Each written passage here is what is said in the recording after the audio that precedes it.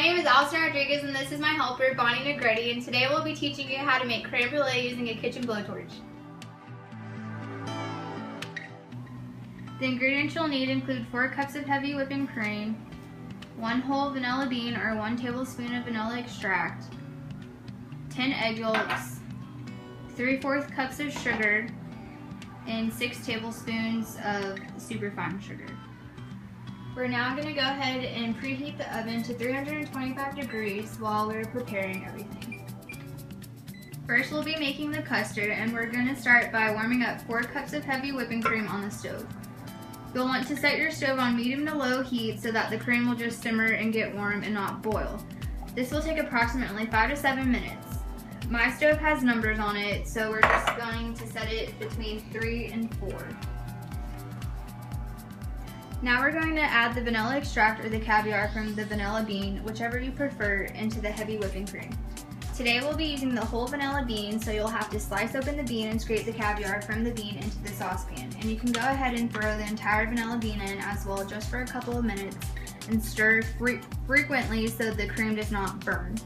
While the heavy cream and vanilla bean are simmering, we can go ahead and separate the egg yolks into a mixing bowl.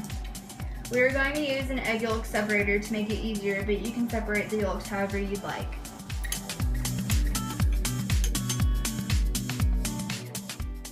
Once we have the egg yolks, we can then add 3/4 cups of regular sugar to the yolks and then whisk until the yolks turn pale yellow. We're now going to set aside the egg yolks and sugar, and we will now strain the vanilla bean and caviar from the heavy whipping cream using a fine mesh strainer into a new mixing bowl. Now we're going to combine the egg yolks and sugar with the heavy whipping cream 1 cup at a time. By doing so, this will allow the egg yolks to get used to the heat of the cream and will prevent the eggs from cooking.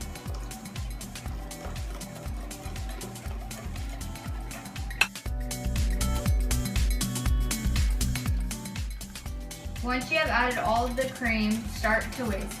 Continue whisking until a small amount of foam forms at the top. Once you see some foam, you're done whisking.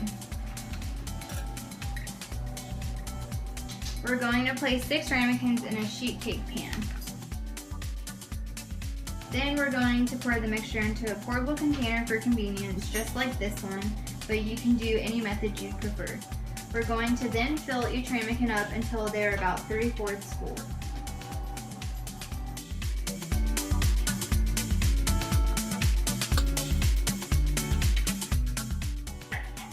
Now we're going to place the sheet pan in the oven, and then we're going to pour water into the pan. We are using a 13 by 18 by 2 inch pan, so we are pouring about 10 cups of water in, but depending on how big your pan is, you'll want the water to come up approximately halfway up the sides of the ramekin.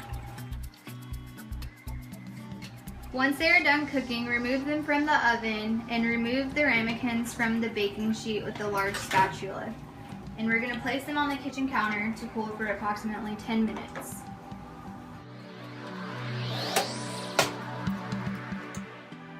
Once they've cooled, we're going to individually wrap them with saran wrap. Then we're going to place them in the refrigerator for approximately 2 to 3 hours to chill.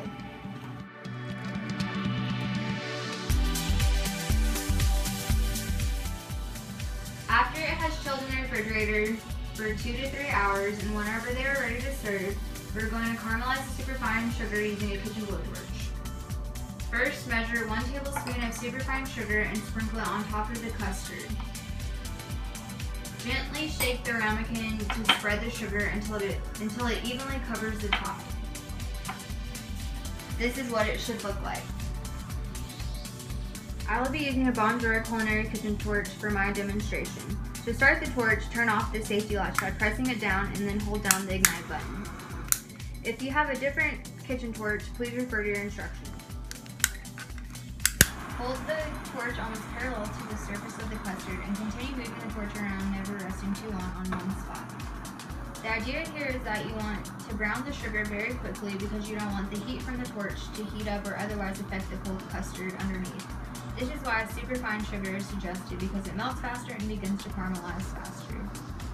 You'll start to see some parts of sugar caramelize faster than other parts, and that's okay. Just continue moving the torch around until you get a nice, even, medium brown top.